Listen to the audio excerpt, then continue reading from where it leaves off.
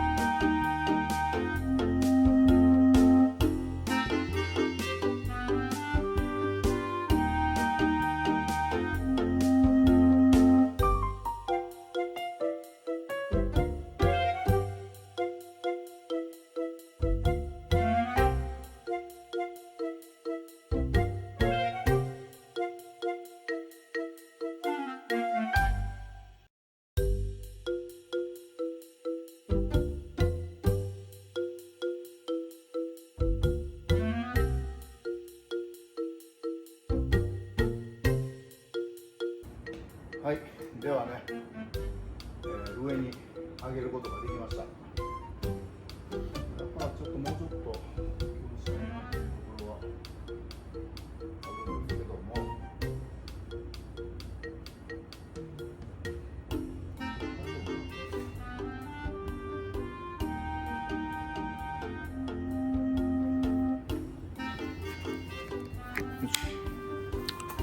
とりあえずね、こんだけあったらね、寝返りも打てるんで、前はねこの辺やったから足入れるだけでいっぱいいっぱいで寝返りが打てなかったんですよ。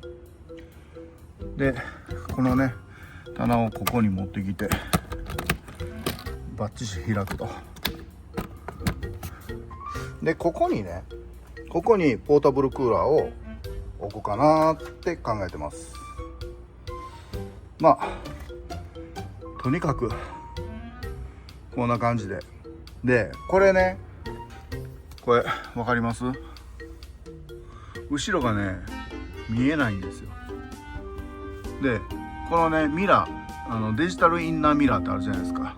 後ろカメラがついてね、で後ろが見えるっていう、それ買いました。でそれね上滝さんでね車検の時につけてもらうんで、まあこれまあちょっとはね後ろ見えないですけども、まあ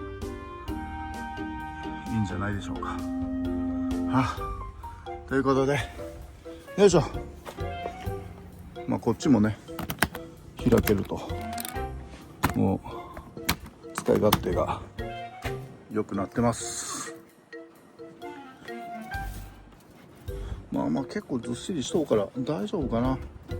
まあ1本ちょっと入れてもいいかなとは思うんですけども、まあそれはおいおい考えたいと思います。わかります？わからんかな。これねタイヤの加減でこう筋がいってるでしょ。これやったらわかるかね。これがやっちまってるんですよ。まあこれも後々やっていきたいなと思います。ということで、今回ね棚を上げるちょっとやってみました。まあ満足いく結果になったかなということで終わります。ポチッとな。バイバイ。